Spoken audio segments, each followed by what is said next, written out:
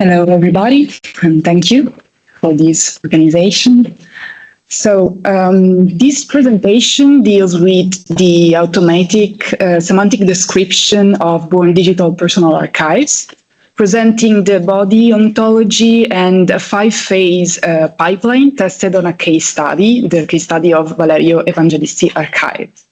So, Born digital personal archives represent a complex terrain of conceptual and preservational challenges. Contemporary authors produce intricate documentary ecosystems that are distributed across multiple environments and stratified over time. The nature of these materials creates layered relationships that cannot be adequately captured through traditional means alone. Indeed, born digital literary archives present characteristics such format heterogeneity, materials span over diverse file types, software application, production device, and across decades of technological evolution.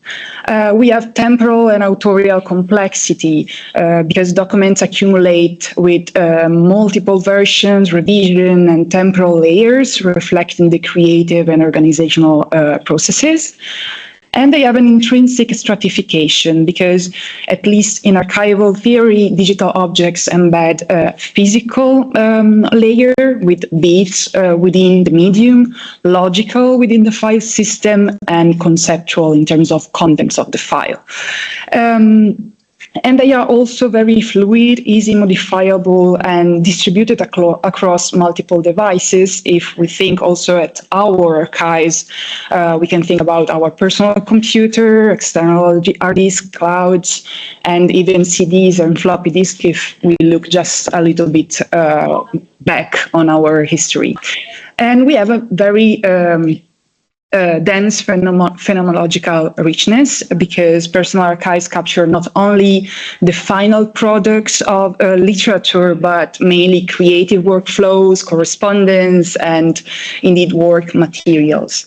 So since traditional standards are not sufficient to grasp the complexities of this environment, we think that the linked open data principle are a good option to represent these materials in order to enable structured and interoperable description of documents, context, provenance, and thus overcoming the limitation of a static and monodimensional description.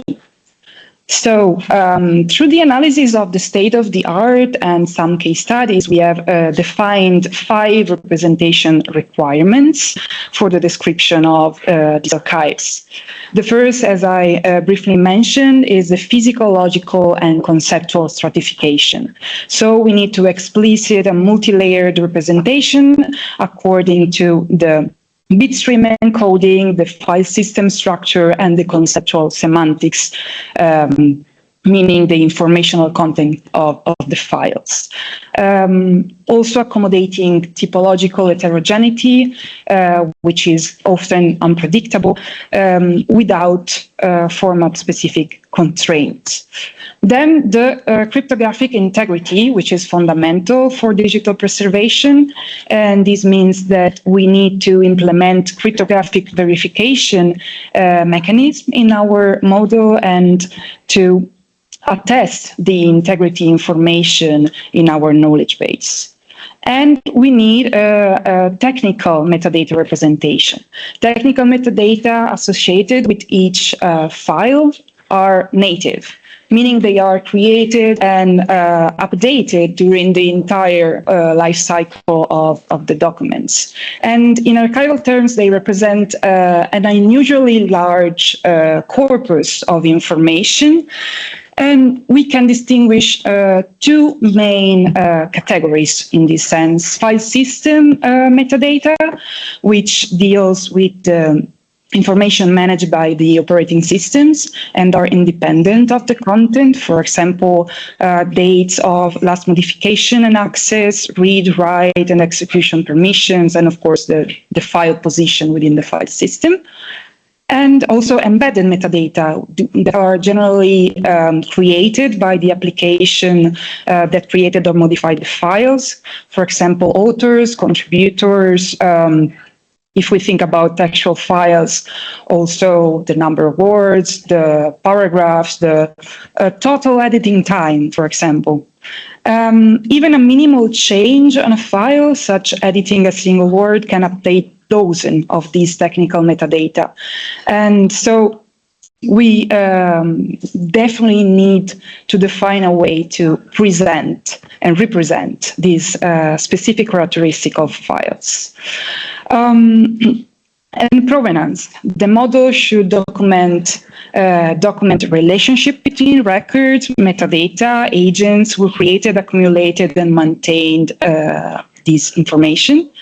And this means that we need to represent the provenance of all the events regarding the archive and its history in terms of management and curation, such as custodial transfers, or also operations such metadata extraction, because of course we have technical metadata within the files, but we need to extract and recover them.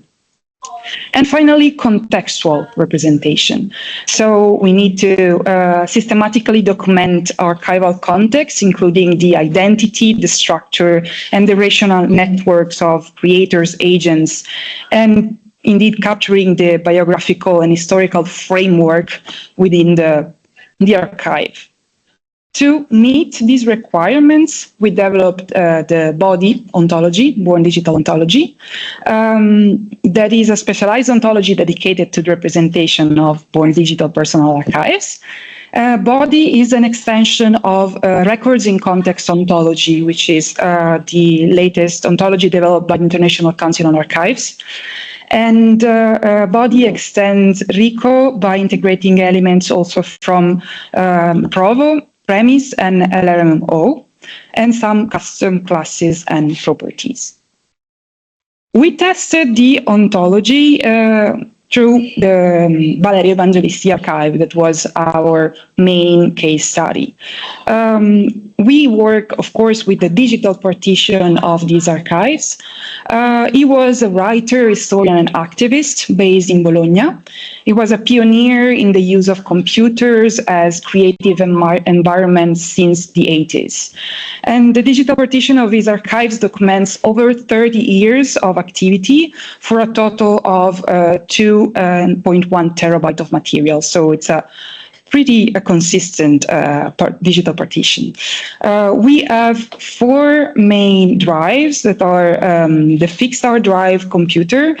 So we have a copy of the contents of his main workstation that includes novels, essays, study materials, personal documents, but also backups, system files, and cache files.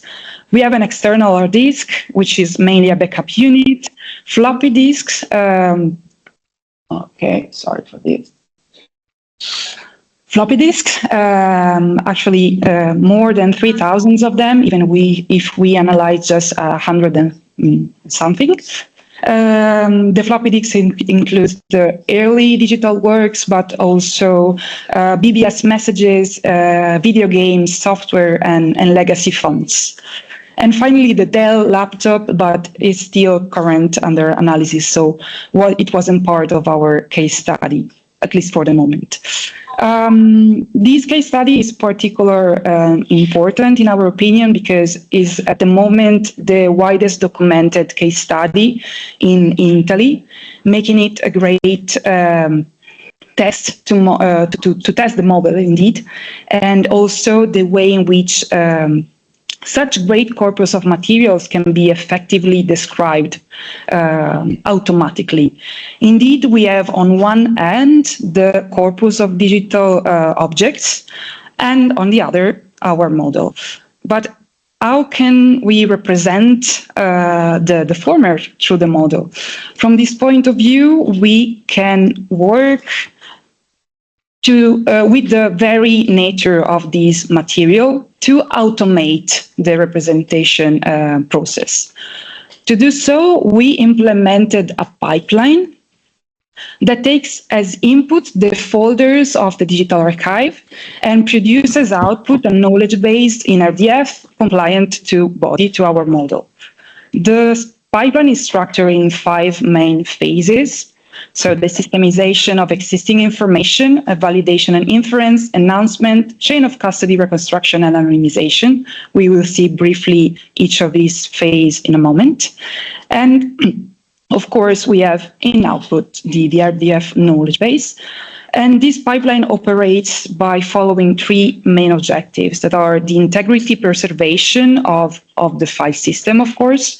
Every operation preserves the physical and logical integrity of the original documents, which is a fundamental value in this sense. And we do so by ensuring cryptographic verification and by doing preventive backups and maintaining full traceability of all the transformation through the process. Second point, the reversibility and transparency, because all the transformations are both documented and reversible.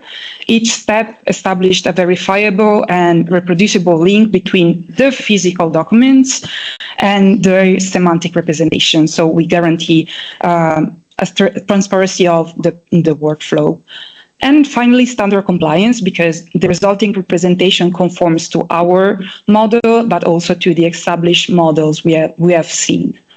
So to see the pipeline in detail, we can start with the first phase, which is, I would say, the core one.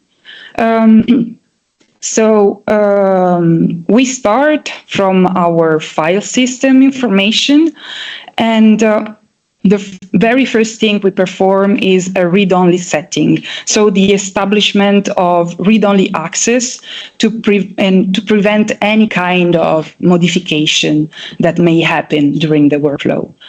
Then we perform a cryptographic hash code calculation. So we generate the hash values for each file for integrity verification during the workflow. We identify and reproduce the hierarchical structure. So basically, we create an RDF graph representing the folder hierarchies of the file system by representing each file and each folder as a specific entity in our knowledge base. And finally, we perform the automated metadata extraction. So through the use of specific open source tools like EXIF tool or Tika, Apache Tika, we extract the metadata, we represent the metadata with our model, and we connect the metadata to the respective provenance files or folders. So every information we have as a starting point in our file system is serialized in RDF and generated in compliance with body. And the output of this first phase is the knowledge base of the entire archive. And from now on, we will deal directly with the RDF knowledge base, and we can keep the file system, let's say, apart. So phase 2, validation and inference. We have as an input the knowledge base from phase 1. We perform several verification Sparkle queries in order to verify the structural and logical consistency of the knowledge base and to verify the mandatory existence of entities and relations and other constraints. And then we perform some controlled inference by individuating some implicit relationship and making them explicit by linking the entities through specific properties, such as, for example, the correlation between files having the same hash code. So we can identify file duplication in this way. And then we perform some other interrelations, such as functional categorization of metadata types by connecting metadata, for example, content metadata or file system metadata, executable metadata, and so on. And typology assignment. In this way, we can immediately define if a record is, for example, a textual document, an image, a video, and so on. So as an output of this phase, we have a validated knowledge base with additional explicit relations. Phase 3 is enhancement of this knowledge base, and we do so by performing two main operations. A contextual enrichment, with which we connect the files and the folders representation to the concept of work, mainly evangelisti novels. So this process combines the expert interpretation of the contents of the files with the automated generation of RDF tripole through a Python-based system. So in this way, we connect archival records with literary concept, and we brought the archival context to literary domains, enabling cross-domain interpretation. And automated descriptive enrichment, which is the second step of our phase. In this phase, we combine a graph RAG and knowledge graph question answering technique by using open source model Llama. And in this phase, we create a technical description from metadata in order to provide a more detailed and, let's say, fastened way to access the knowledge base. And the objective of this step is twofold, because we provide a direct preview of the file technical characteristic to not so expert users, and we also fasten the archival curational process. So the output of this phase is an extended knowledge base with literary context and AI description. Of course, everything with connected with provenance information about this operation. Phase 4 is the chain of custody reconstruction. This phase documents the preservation history of the digital materials, ensuring the full traceability of the storage transfer operation. Because, of course, we start from the analysis of a specific drive, for example, the copy of the drive of the computer. But indeed, we have an original computer, and then we have a copy of the computer, we have a working copy, and we have the server copies for preservation. So in this phase, we trace this chain of custody, and we specify the medium type and the provenance information of each environment, so that we have as output the extended knowledge base. Oh, sorry, this is repeated from the previous slide. So the output is, in this case, is the knowledge base enriched with the chain of custody information, ensuring the traceability of all the derivation information, I would say. Finally, the anonymization of personal data, with the objective of the publication of the knowledge base. Of course, we deal with a personal computer with a lot of personal data, so we perform a last phase that is aimed to anonymize and redact all the personal information we can find within the knowledge base. And we do so by anonymizing the labels of sensitive contents. But the structure of the RDF graph and all the relationship between the entities remain intact. Indeed, the non-sensitive technical metadata such as formats, file size, and dates remain intact, so that we can perform quantitative analysis anyway. And the final output is the public ready RDF knowledge base, body compliant, of our initial archive.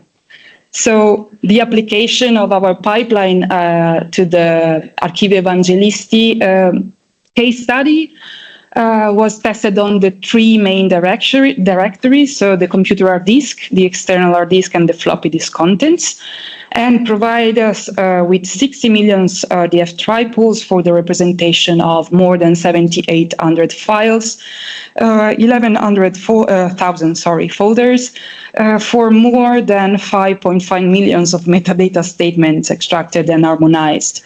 So basically, from that we can conclude by saying that the transformation from an unstructured file system to a structured knowledge base enable us to make complex queries, relationship exploration, and analytical insights that would have been impossible through traditional archival methods and descriptions alone. The granularity and the semantic richness that we can reach with this representation and the pipeline allow us for a multidimensional access to this archive complexity. And the resulting knowledge graph can be explored through both traditional Sparkle queries and through a prototypal application that we developed together with our colleague Remo Grillo. This application is based on ResearchSpace, which is a semantic web platform that provides intuitive interfaces for querying and navigating RDF data. And we are currently working on its release. So we'll keep you updated, and we hope that this release will be soon published. So thank you, and sorry for the density.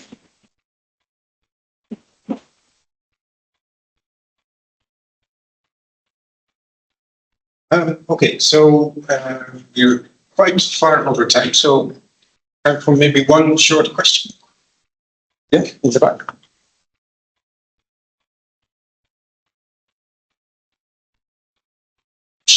Yeah. Short question is about the anonymization. Mm-hmm. How is that done?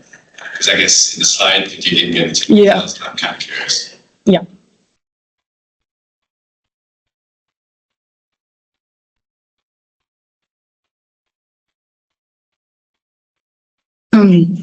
For the files, we decided to leave all the files related to works, to novels, openly available when the metadata are strictly related to Valerio Evangelisti, so when other people are not appearing in the process. And if so, just the label is anonymized.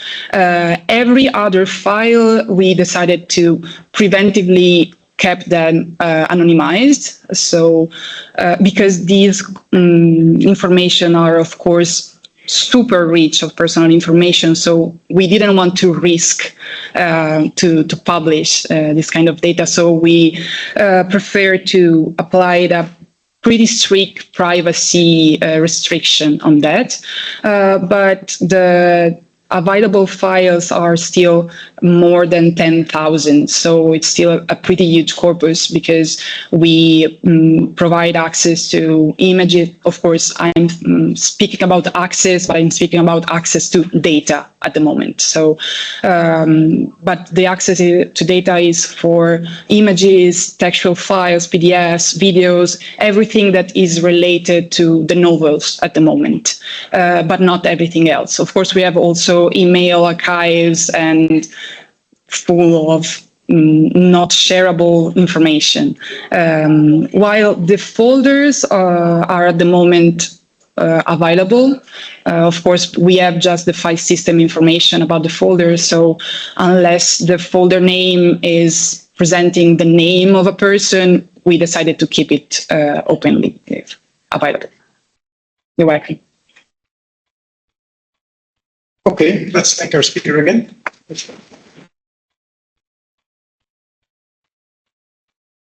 So that concludes the presentations. We now switch to plenary discussion again. I give the word to Andrea. So just to see, so now, as you know, there will be an open debate. So if anyone sees also questions from Teams, please alert us. Paolo will conduct the open debate, and I hope you all participate, make additional questions, participate as in general he presented. Of course, it would be better if you can come maybe in the first rows, just in case you need to answer more loud, but it's pretty reasonable sufficient. Well, thank you, Andrea. I have to admit I'm an absolute beginner in this role, so I would ask the speakers to join me. Please don't drink water. Thank you. Some other bottles over there. I would also ask, as it is more or less tea time. Andrea, whether we can have some of the leftovers of Yes.